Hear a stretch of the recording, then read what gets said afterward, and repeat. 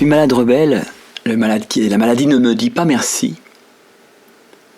Et en fait, je vais faire une chaîne vidéo, je me dis 10 minutes chaque jour, peut-être pas tous les jours, mais quand je peux, de journal de réflexion sur, pas pourquoi malade, mais pourquoi la vie.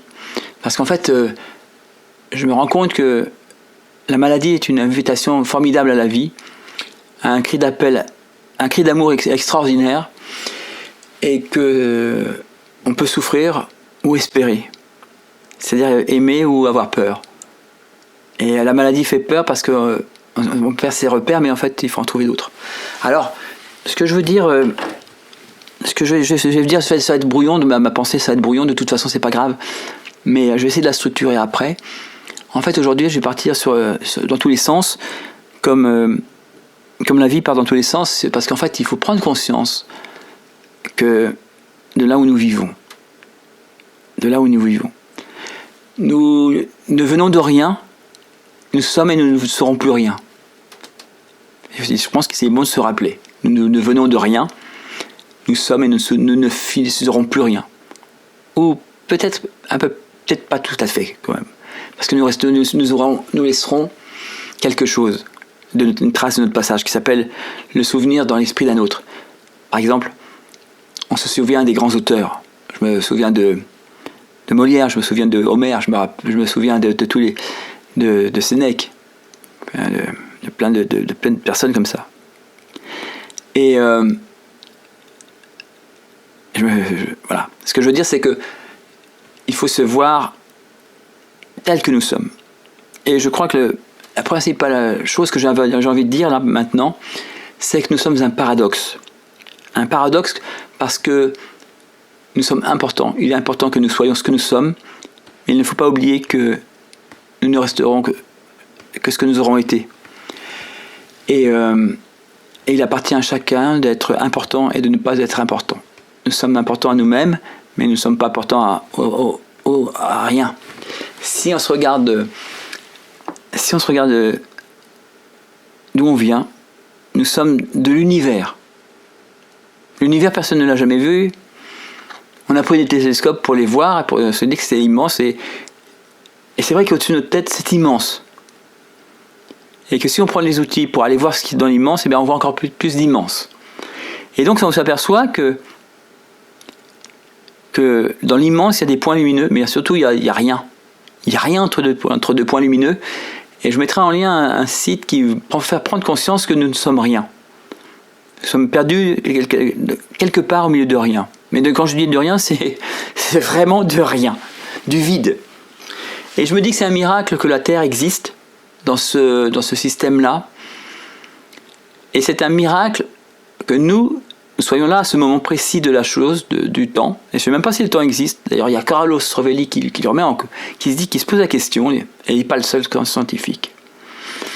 Enfin, en tout cas, nous sommes la rencontre d'un miracle avec un miracle, le miracle de l'espace avec le miracle du temps. Nous sommes le miracle de la fécondation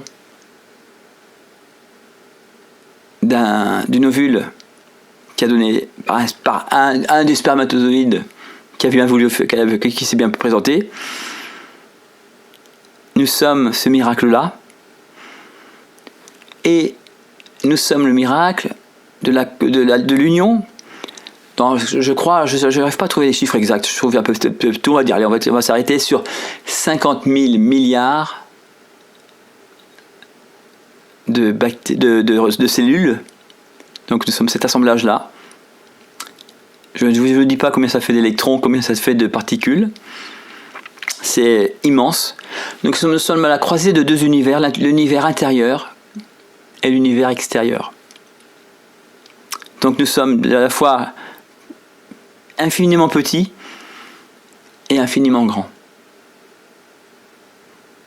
Un univers dans un autre univers. Et nous côtoyons d'autres univers. Alors,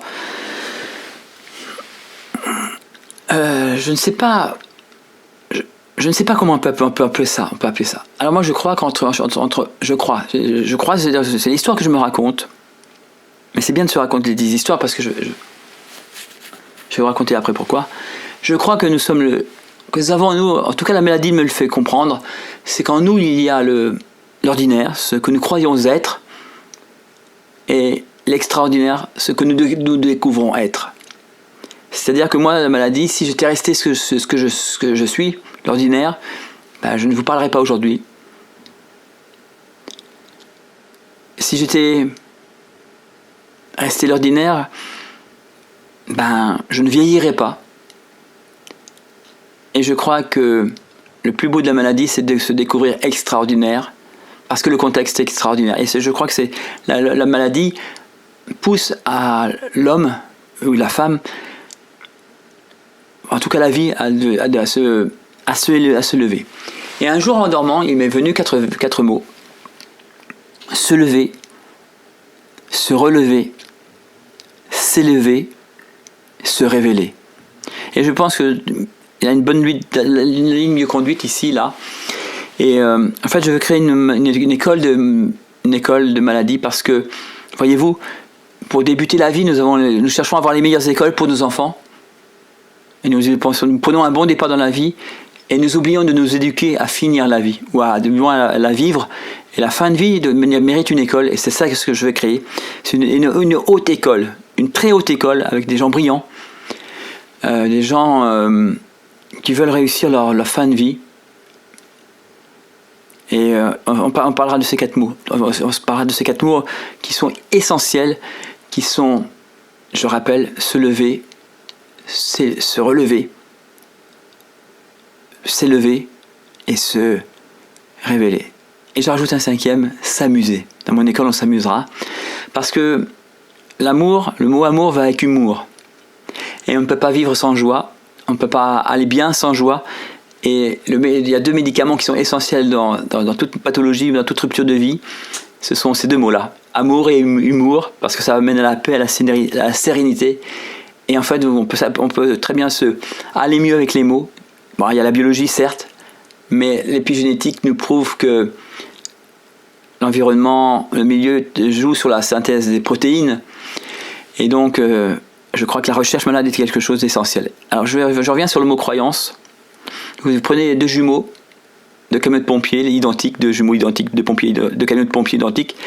L'un est offert par le Père Noël, l'autre est offert, a été acheté dans un magasin. Alors, d'après vous, quel est le plus beau camion de pompier? Est-ce qu'il y a un camion de pompier qui vaut plus que l'autre? Moi, je pense que celui qui a été offert par le Père Noël a une magie supplémentaire.